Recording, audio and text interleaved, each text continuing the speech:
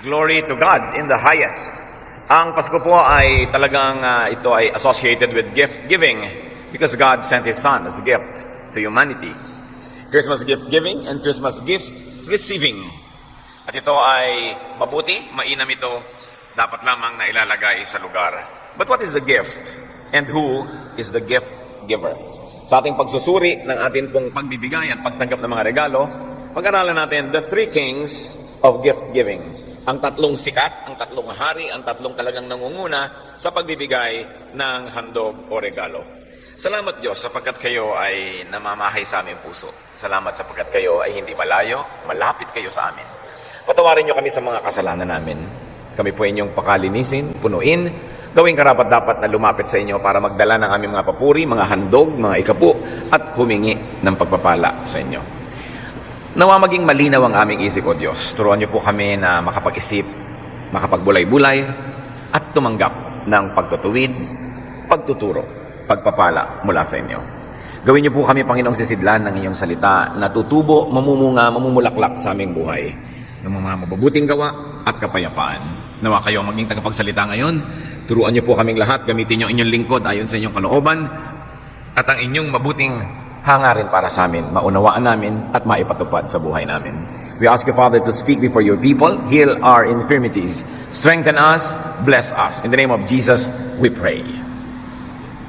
The three kings, so-called, of Christmas gift giving. Matthew chapter 2, verses 1 to 2. I'll be reading from the Revised Standard Version, the New Revised Standard Version. In the time of King Herod, after Jesus was born in Bethlehem of Judea, wise men from the east came to Jerusalem, asking, "Where is the child who has been born King of the Jews? For we have observed his star at its rising and had come to pay him homage." So hinanap ng mga dakila at mga magigiting na mga lalaking ito ang Panginoong Yesus sapagkat binigyan sila ng babala ng isang bituin na isinilang na daw ang hari ng mga Hudyo na kinikilala nilang hari ng mga hari sapagkat sila man ay mga magigiting na tao. Sa katunayan ay kinikilala sila ng marami na mga hari din. Matthew 2:10-11. When they saw the star had stopped, they were overwhelmed with joy. On entering the house, they saw the child with Mary, his mother, and they knelt down and paid him homage. Then opening their treasure chests, they offered him gifts of gold, frankincense, and myrrh. Sa tradisyon, kinikilala silang three kings kasi tatlo yung regalo na binanggit dito. So, iniisip na iba, tigil-tigil sa sila ng regalo, so dapat tatlo sila. Ngayon, kung tatlo man sila o higit doon o kulang, hindi naman yun ang mahalaga. But they were kings of gift-giving. Nakita nila yung star at pagkatapos sinundan nila yon. Yung general direction was near Jerusalem, but when they were already there in Jerusalem, hindi na nila alam yung detalye kung nasaan yung ipinanganak na sanggol. Subalit kagilagilalas, ang tala na ito ay umaandar, lumalakad. At sila ay pinasunod at sumunod naman sila, nadala sila sa Bethlehem. Ang Bethlehem po ay mga ilang kilometro ang layo mula sa Jerusalem. Kung magkukwatse kayo, mga 10-15 minutes, ganun kalayo. At yan ay narating nila at nung tumigil ito sa bubungan, sa tapat ng bubungan ng bahay na kinasisidlan ng bata, sila ay nagalak at pumasok at dinala nila ang kanilang mga regalo. So sa tatlong kings na pinag-uusapan natin, sino ang mga wise men na ito? They are king number 3. Or probably what we can say, the wise men as gift givers or others as gift givers. Iba, mga ibang tao, yung sila. Gift givers sila. Someone or people outside of yourself. Ang pinag-uusapan natin dito na sentro ng pagtingin sa mga gift givers, yung sarili natin. So yung mga wise men na to, others, sila yon. They were people outside of yourself. And these wise men wanted to pay homage. They gave gifts, and we can see that they traveled, they made a way to give their gifts, and then once they found the baby, they gave the same gifts. So nais silang sumamba, nais silang magbigay galang, nais silang magbigay ng handog, naglakbay sila, gumawa ng paraan para madala ang handog na ito sa paanan ng bata. The gift giving was up to them. Sila ang may pakana. And it was dependent on their decision and their capacity to give, to travel, and to find the recipient. Ang pagbibigay na ito ng king number 3, galing sa kanyang kalooban, ayon sa kanyang kakayanan na magbigay, at sapagkat sila ay mga mayayamang tao, nakapagbigay sila nitong mga mamahaling mga regalo, kinaya din nila na maglakbay. Mahirap maglakbay noon. At kung may mga dala kayong kayamanan, pwede kayong harangin ng mga tulisan at mga agawan kayo ng kayamanan nyo. So meron silang kasama mga gwardya, marami silang kasamang magluluto pagka sila nagugutom sa daan. It was a big group. Ang binanggit lang dito yung mga pangunahing tauhan. At nakaya nilang hanapin itong dapat makatanggap ng kanilang regalo. Una, marunong silang magbasa ng mga babala sa kalangitan. Ang kalangitan ay nababasahan ng mga babala. Nakita natin. At nakita nila yung estrella na yon, yung bituin na yon. At nung meron ng kailangan ng specific direction, naging very, very specific din yung guidance na binigay sa kanila. Pero nakaya pa rin nila itong basahin. So itong ganitong uri ng pagbibigay ay nakaasa, nakasandal dun sa nagbibigay. And it was centered on the gift items. Ano ba yung dala? Ano yung ipinagtanggol nila? Ano yung kanilang iningatan sa pagbabiyahe? At ano yung ngayon ay kanilang tinanggal sa mga balutan at dinala sa paanan? It was centered on the items.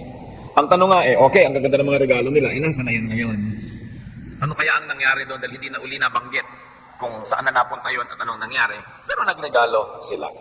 This was the first party, the first group of kings, or King 3. What about King 2? Dito sa ating pinag-aaralan. Iniimbento lang po natin itong convention na King 3, King 2, King 1, okay? Para makita natin na tatlong uri ang nagbibigay. Isa yung Group 3, ibang tao, labas sa inyo. Yung Group 2, King represented by Mary. Or oneself. Kung ang tingin natin sa mga wise men, sila, itong Group number 2, tayo. Specifically, kayo. And very specifically, para hindi kayo malito, ikaw. Kasi yung kayo, akala pa natin, group. Tagalog kasi, ikaw. Kayo, very respectful kayo, marami, pero ikaw, ako, gift giver din ako. Gift giver din ikaw, kapatid. Si Mary sa Luke 2, 15 to 19, when the angels had left them and gone into heaven, the shepherds said to one another, let us go now to Bethlehem and see this thing that has taken place, which the Lord had made known to us. Alam natin na yung mga nag-aalaga ng hayop ay nasa labas, at gabing-gabi nagdatingan ng mga anghel, bumaba sa langit, nag-awitan, at sinabi sa kanila, isinilang na ang tagapagligtas, isinilang na si Jesus. Pumunta kayo sa bayan, nakikita nyo yung ganitong mga babala, at yun, makikilala nyo kung sino yung isinilang. At sabi nito mga pastol, halika, pumunta tayo, tingnan natin. So, they went with haste and found Mary and Joseph and the child lying in the manger. When they saw this, they made known that they had been told them about this child. And all who heard it were amazed at what the shepherds told them. But Mary treasured all these words and pondered them in her heart. So habang binigyan ang bata ng regalo nung mga dumating na mga wise men, which happened later, mas una itong binabasa natin ngayon, anong binigay ni Mary sa kanyang sarili? Mary gifted herself. She treasured and pondered in her heart all the words she heard. Ipinamalita ng mga pastol sa lahat ang naganap, ang nakita nila mga anghel, ang napatunayan nila na isinilang na bata, at ang lahat ay nagilalas. There was a lot of rejoicing. But inside Mary, she was pondering what it meant. Binubulay-bulay niya, pinahalagahan niya bilang kayamanan sa loob ng kanyang puso yung naganap. Yun ang regalo ni Mary sa sarili niya. Nagregalo siya sa sarili. Now, this kind of gift-giving was up to her. It was not up to the wise men. It was not up to the angels. It was not up to anybody. It was up to her. She decided na habang ang lahat ay nagigilalas at ang lahat ay natutuwa, siya ay mananahimik at pagbubulay-bulayan niya ang kahulugan nito. The gift-giving was not dependent on other people. Whether or not they agreed with her, whether or not they were there, she was giving herself a gift. The gift-giving was focused not on the material gifts, but on ideas. She was pondering them in her heart. What it could have meant to be chosen by heaven to become the mother of Jesus. What it could have meant to get into this situation, and what else it could mean in her future. Yun ang kanyang regalo. Tahimik na pag-celebrate. Tahimik na pagdiriwang na sinarili niya, nasa kanya lang. At nung siya ay pumunta kay Elizabeth na kanyang pinsan, na nauna nang nangyari kaysa dito sa panganganak na ito, nandyan na yung pagbibigay niya ng regalo sa kanyang sarili. Luke 1, 46 to 49. And Mary said, my soul magnifies the Lord, and my spirit rejoices in God, my Savior. For he has looked with favor on the lowliness of his servant. Surely from now on, all generations will call me blessed. For the Mighty One has done great things for me, and holy is his name. So while the beautiful and royal material gifts were given to Jesus, Mary gave herself a gift. Hindi naman kasi siya niregaluhan ng mga wise men eh. Hindi rin naman siya niregaluhan ni Joseph. Nagregalo siya sa sarili. Isinaloob niya yung kahulugan ng mga nangyayari. So nasa kaluluwa niya, nasa espiritu niya yung celebration. Ngayon man mga kapatid, may celebration na outward, tawanan, hampasan, kainan, party dito at party doon. Hindi masama. Pero si Mary nagpakita rin sa atin ng isang uri ng pagreregalo. At ito hindi pagreregalo kung kani-kanino, pagreregalo sa sarili.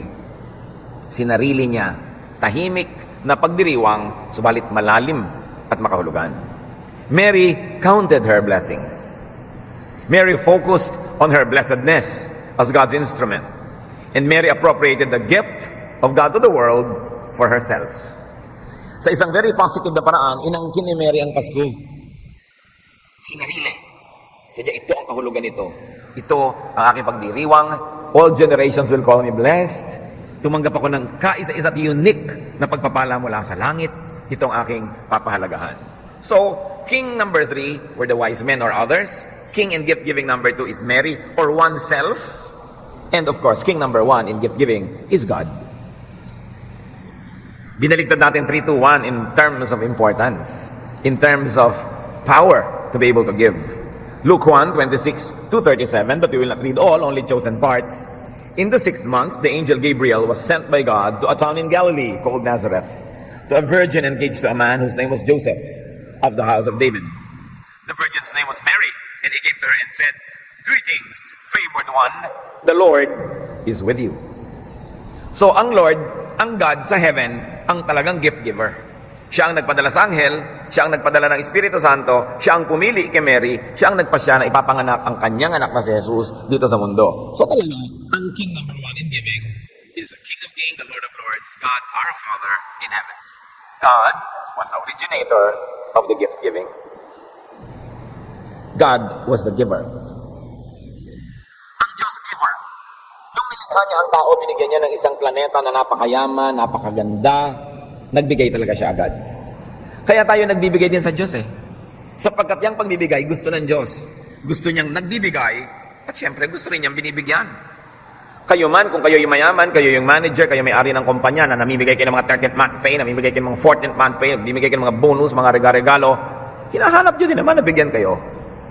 Kahit naman lang hindi nyo siguro kailangan, yung ibibigay, pero ang kailangan nyo, yung maalala kayo. At maisip niya na, naaalala naman pala ako. So may kanya-kanyang pangangailangan ang tao. Katulad ni Mary, hindi siya nabigyan ng material gifts, kaya inalala niya kung ano yung ibinigay sa kanya mismo ng Diyos.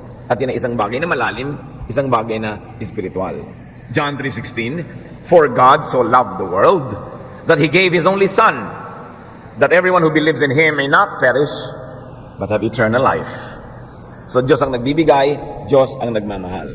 Galatians 4:4, "But when the fullness of time had come, God sent His Son." So God's gift to us is His Son, the Spirit. And therefore God's eternal presence, His eternal love, His non-ending blessing. So ito, giver number 1 is God, gift giver number 2 is Mary or others, and gift number 3, or Mary or oneself rather, and gift giver number 3 is others, represented by the 3 kings. Kasi sa buhay natin mga kapatid, yan din yung gift givers. Kaya natin tinitingnan sa ganyang kwadro o sa ganyang pananaw. Now let's do a ranking of gift givers in our lives according to this train of thought. Giver number 3, let's call them the good gift giver or good gift givers. Sila yung represent ng wise men or the others. Sa buhay natin ngayon, sino yung others? Family members, friends, colleagues, even strangers. They give us gifts.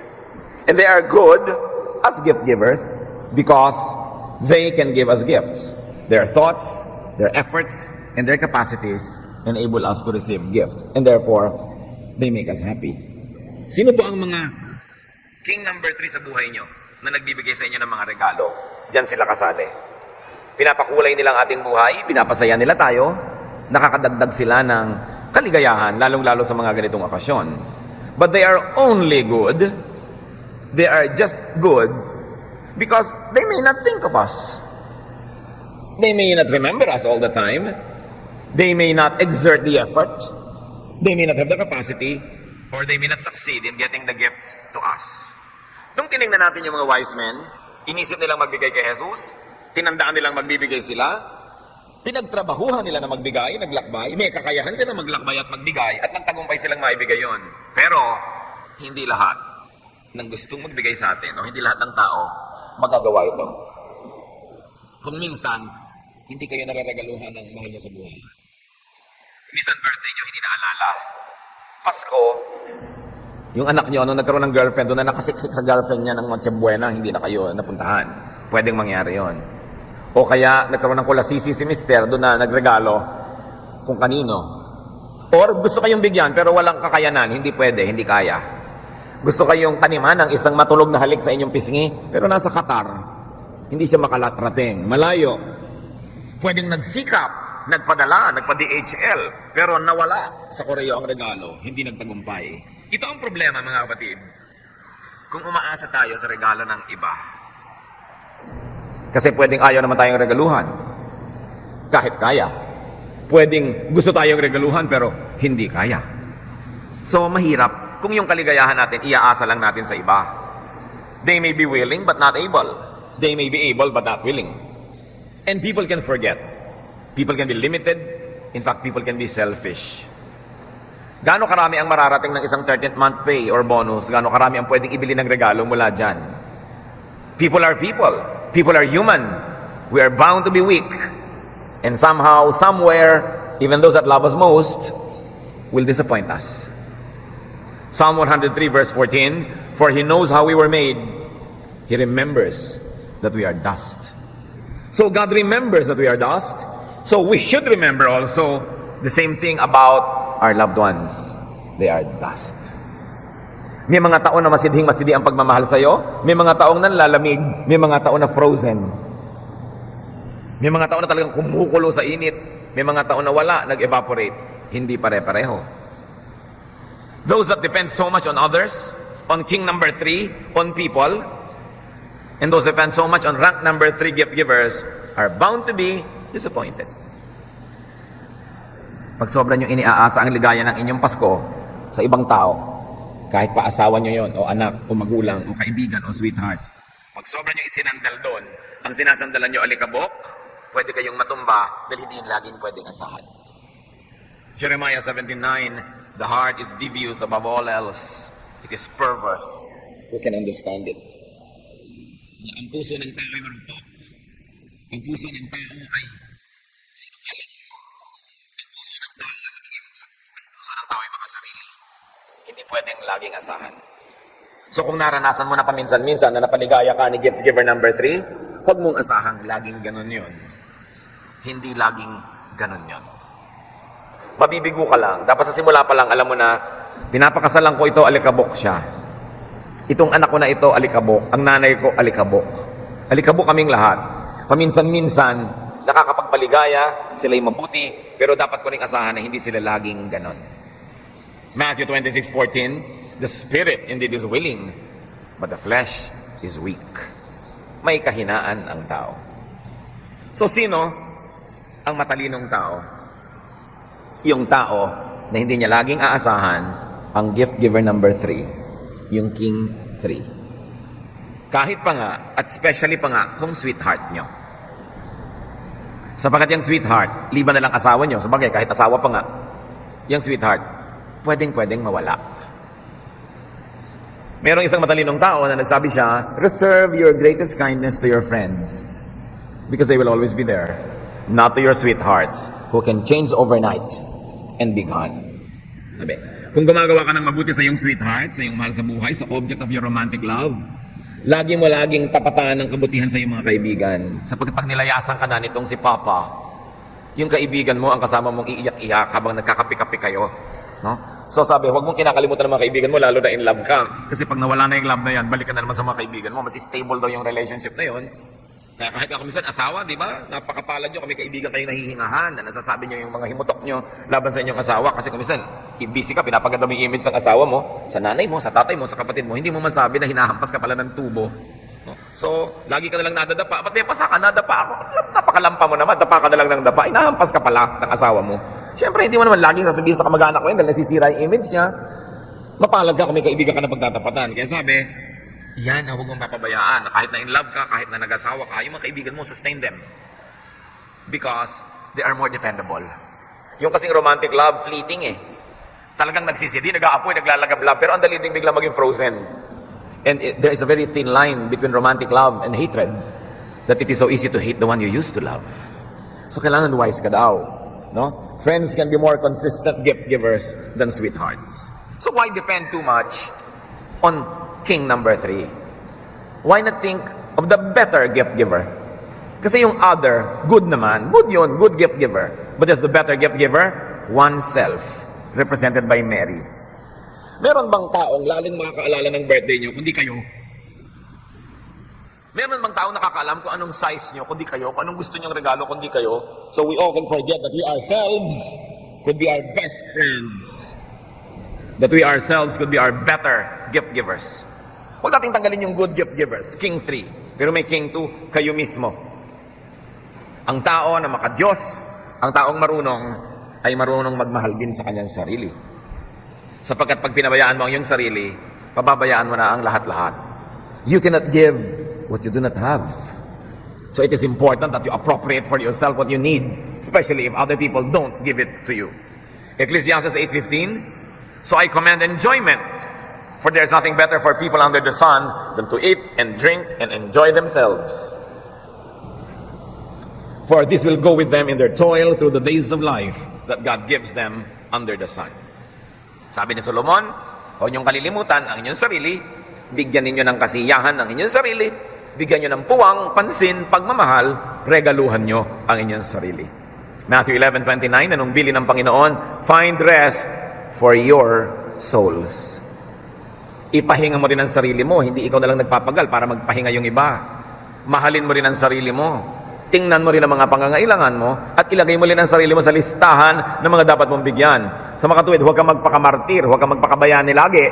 Pagkatapos, pag hindi kayo ginawa ng monumento, iiyak-iyak ka dyan. Uubusin mo lahat pang regalo at pag hindi ka naregaluhan, nagsasentimiento ka. So magtira ka sa sarili, iregaluhan mo rin sarili mo para pag binigyan ka ni King number 3, masaya. Pero kung hindi ka man niya bigyan, may King number 2, ikaw yon, bigyan mo ang iyong sarili. Huwag mong papayabayaan ang iyong sarili. 1 Corinthians 9:10, whoever plows should plow in hope, and whoever threshes should thresh in hope of a share in the crop.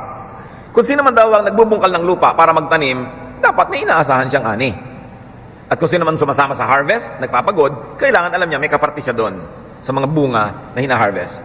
In other words, ang tunay na pag-ibig sa sarili, pag-ibig sa trabaho, pag-ibig sa mundo, ay kasali ang pag-ibig sa sarili. Gumagawa ka ng mabuti dahil umaasa ka rin na meron kang mapapala. Kaya mga kapatid, sino man ang gumagawa sa inyo ng mabuti, itanim nyo ito sa inyong isip. May inaasahan din yon na mapapala. At hindi yon masama. Hindi masama na nireregaluhan kayo, ina-expect niya, magre-regalo din kayo. Kung kayo yung nagre-regalo, mas mabuting huwag kayo mag-expect para hindi kayo mabigo. Pero kung kayo yung nireregaluhan, itanim nyo sa isip nyo, dapat kong suklian ang kabutihang ito.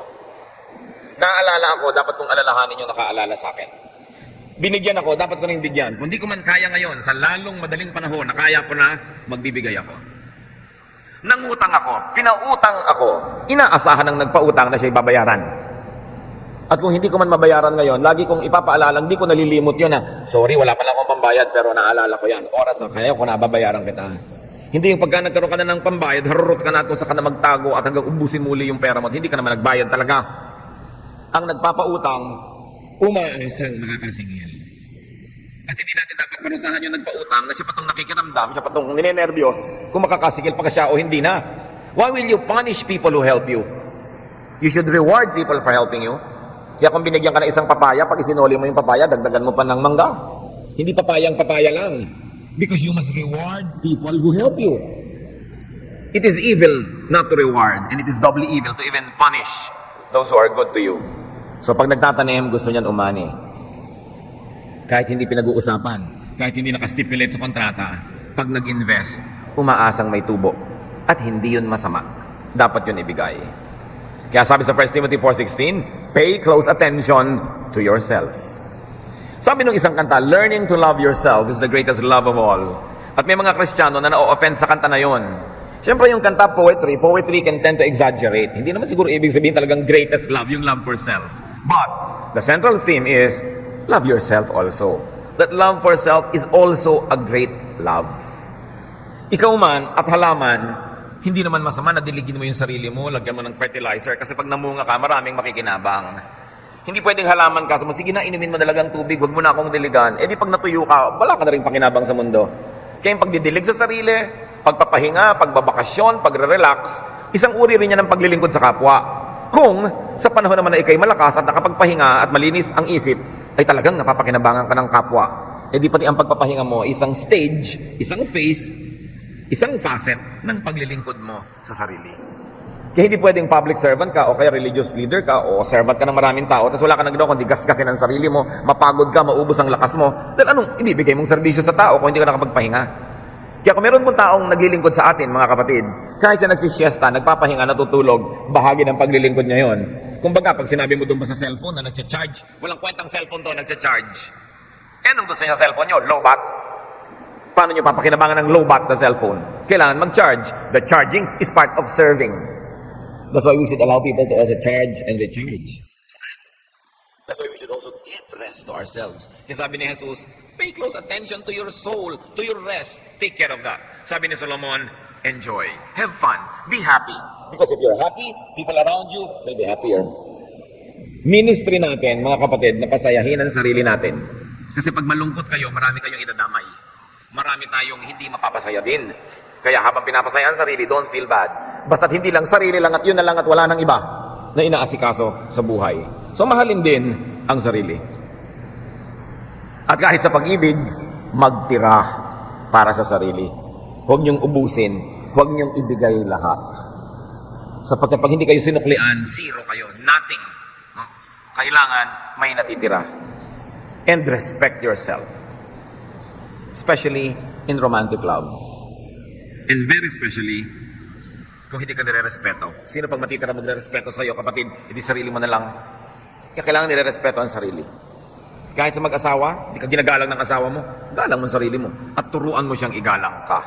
Kailangan yon. Demand it. Expect it. Live it. Dahil ikaw'y tao, marangal, nilikha sa wangis ng Diyos, hindi ka pwedeng gawing doormat. Respect yourself. Be kind and be good to yourself.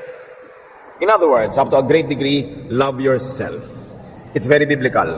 Galatians 5:14, you shall love your neighbor as yourself. Hindi sinabi lang na you shall love your neighbor. Sabi, you shall love your neighbor as yourself. Kung paano mo minamahal ang sarili mo, mahalin mo ang iyong kapwa. So, ang iyong utos dito, given na mahal mo ang sarili mo. At ang sabi, kung paano minamahal ang sarili mo, ganun din pagmamahal ang ibigay mo sa iyong kapwa. E di kung wala kang pagmamahal sa sarili, anong pagmamahal ang ibibigay mo sa iyong kapwa? Ito pong turong ito ay paalala sa mga taong sobrang mahal ang sarili tapos hindi na mahal yung kapwa. Kaya sabi, kung paano mo mahal ang sarili mo, mahalin mo rin ang kapwa mo. Pero hindi sinabing huwag mong mahalin ang sarili. Huwag mo lang kakalimutan na kung gaano mo kamahal ang sarili mo, ganoon mo rin kamahalin ang iyong kapwa. So, do not love yourself less than you love others. And very especially if they don't love you. Alam niyo mga sobrang naruromantic ang feeling, nai-in love. Wala nang itinitira sa sarili, wala nang dangal, wala nang respeto. Kailangan nandun yun. Kung sa palagay nyo, sa inyong pagpapakahamak, sa inyong paghahabol-habol, pamamalimos ng pag-ibig, ay may mapapala kayo, wala. Kasi una, kung mahal kayo, hindi nyo na kailangan mamalimos ng pag-ibig niya. Kaya kayo namamalimos, dahil hindi kayo mahal. Ngayon, kung hindi na kayo mahal, namamalimos pa kayo, lalo lang kayo hindi mamahalin nun. Lalo kayo magiging hamak sa pagtingin niya. Lalo lang wala kayong mapapala. So, mabuti yung mahal nyo, mahal kayo. Pero kung hindi niya kayo mahal, mahalin nyo sarili nyo. Sino pang natira magmamahal sa inyo? Kailangan ganon. Marami sa pag-ibig, mamalimos ka, hahabol-habol, hindi ka na tinetextan, text ka pa ng text. Ba't di ka nagte-text? Hindi ka na tinetextan eh, manahimik ka. Diba? Ba't hindi mo ko pinupuntahan? You should listen to body language. Kaya gusto ko mong gumawa ng worship service para sa mga young people and young adults lang to talk about love things. Na kumisan, yung gusto inyo dito, expired na para pag-usapan tong mga love things na ito, no? Yung ano na, lampas na. Pero yung mga papunta pa lang doon, dapat iligtas sa napakaraming kalungkutan. And one thing I like to remind people who are falling in love, listen to the body language. Kung mahal kayo ng tao, walang gagawin yan kundi lumapit sa inyo, habulin kayo, puntahan kayo. So pag hindi kayo nilalapitan, hindi kayo pinupuntahan, isa lang ibig sabihin nun, hindi kayo mahal. O hindi kayo masyadong mahal. Huwag nyo ipagsiksikan ang sarili nyo dahil pag hindi ka mahal, nabubuisit lang sa'yo. Di ba? Naiinis lang sa'yo. Wala kang points na magagather sa pagsisiksik sa sarili mo. Lalo lang lalayo ang loob. So pasensya ka na lang. Di ba? Mahalin mo ang sarili mo at tumanap ka ng mapaglilingkuran. Bungkalin mo ang mga bukid, repairin mo ang rice terraces, may mapapala pa, pero isagsiksikan mo ang sarili mo sa hindi nagmamahal sa'yo, anong mapapala mo nun? Lalo lang liliit ka sa kanyang pagtingin. So do not over-depend on others for your survival. Do not over-depend on others for your well-being and happiness and meaning. Dapat ikaw parang araw, hindi buwan. Ano po ba yung buwan? Kaya lang may ningning ang buwan dahil may araw. Nare-reflectan lang siya, kaya siya nandun. Kaya pag natakpan ng Earth, yung araw, nagkakaroon ng eclipse, wala, nawawala yung buwan. Ngayon, kung buwan ka lang ng iba, satellite ka lang, hindi ganon ang intensyon ng Diyos para sa'yo.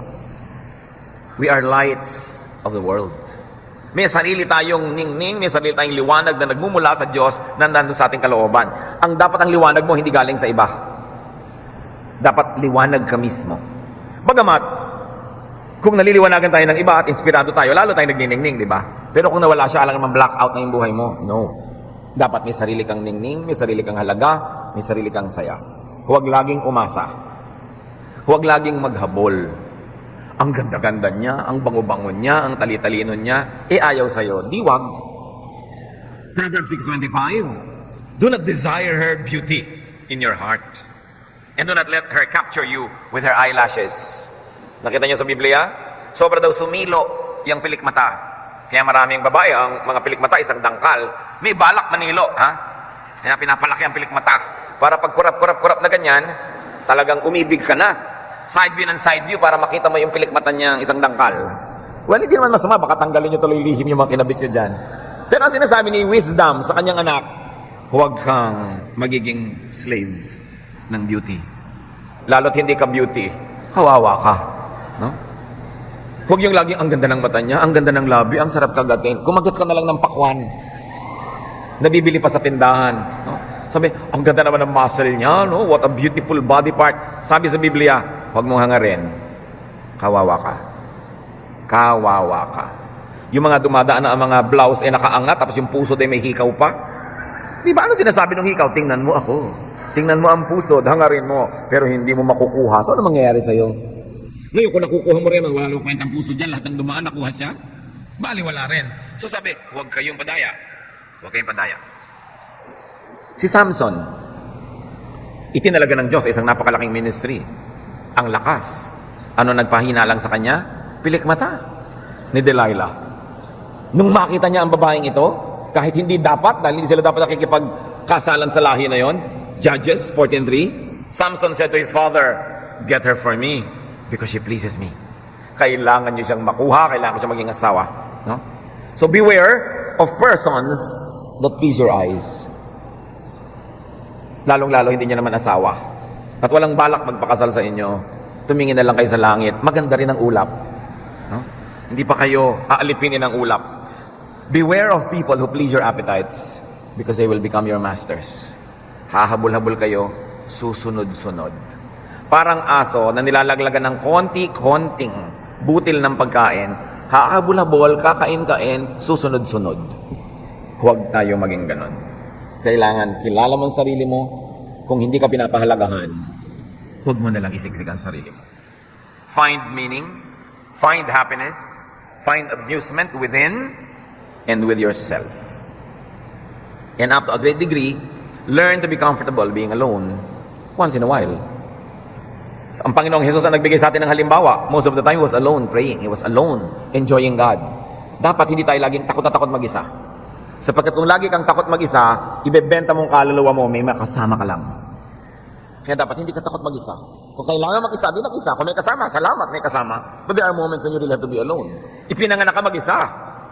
Kahit ka may kakambal, nag-isa ka pa rin lumabas sa mundong ito, hindi ka may kasama. At mag-isa ka rin mamamatay.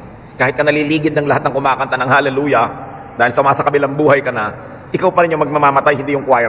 So, mag-isa ka pa rin. Dapat mag-practice tayo niyan na paminsan-minsan nag-iisa at hindi ka nababalisa. Hinahanap mo ang kahulugan. Tulad ni Mary, she pondered things in her heart. Pinag-isip-isipan, pinagbulay-bulayan. So, yan yung better gift giver, yourself. But the best gift giver, is God. Siya yung King One, King of Kings, the best, the greatest, the one and only. God offers life, meaning, purpose, joy, peace, etc., etc., etc. Kailangan pa kung minsan, mga kapatid, nalayasan tayo ng ating mahal sa buhay para madiskubre natin muli ang pakikipagniig sa Diyos. Kailangan pa kung minsan na magkasakit tayo at maratay para madiskubre uli natin yung pakikipagsuluhan sa Diyos. Kailangan pa kung minsan na tayo magdusa, maghirap, mawala ng pera, mawala ng lakas, mawala ng bahay para maalala natin uli kung sino ang Diyos sa ating buhay. Nawa, hindi na natin kailangang sapitin na mahubaran para lang maalala natin na ang Diyos ang nagbibigay sa atin ng damit. Huwag na natin pang maranasan na madurog para lang natin maalalang muli na Diyos ang bumubuo. Sapagat yung tao na sa kanyang kabuuan, sa kanyang pagiging maganda ang pananamit, maganda ang buhay, masaya, may nagmamahal, hindi pa rin niya nalilimot ang Diyos, hindi na kailangang ipaalala sa kanya yon sa pamamagitan ng palo. Hindi na kailangang ipaalala sa kanya sa pamamagitan ng hirap. Kaya kung tayo masaya, maligaya, kontento, masagana, lalong alalahanin ng Diyos. Sapagat kuminsan kailangan mawala ang lahat ng yan para lang maalala ang Diyos.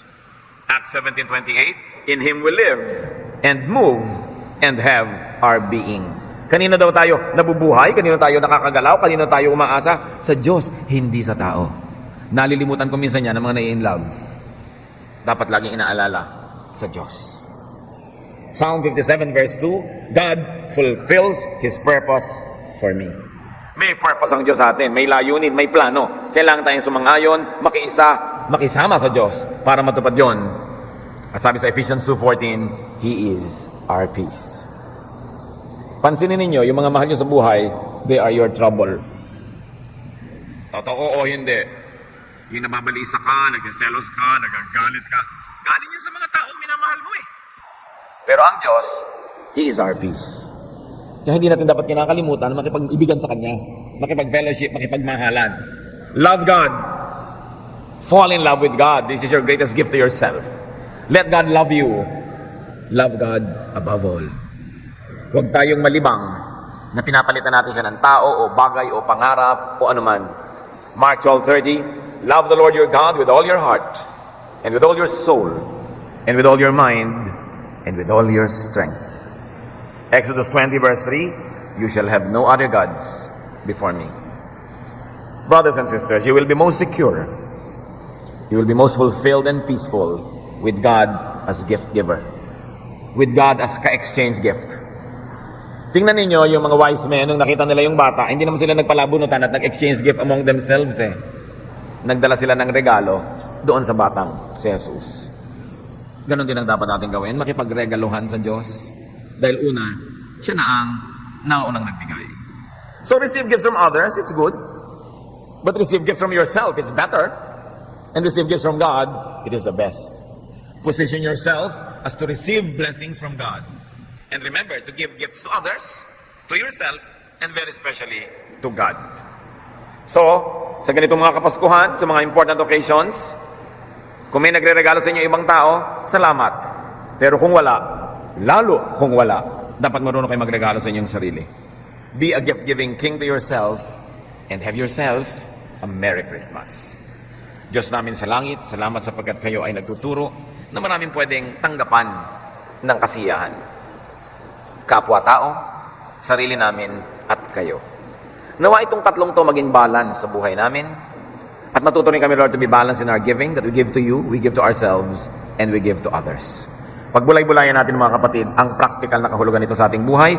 Let's bow before the Lord and ponder, like Mary, ponder these things in silence.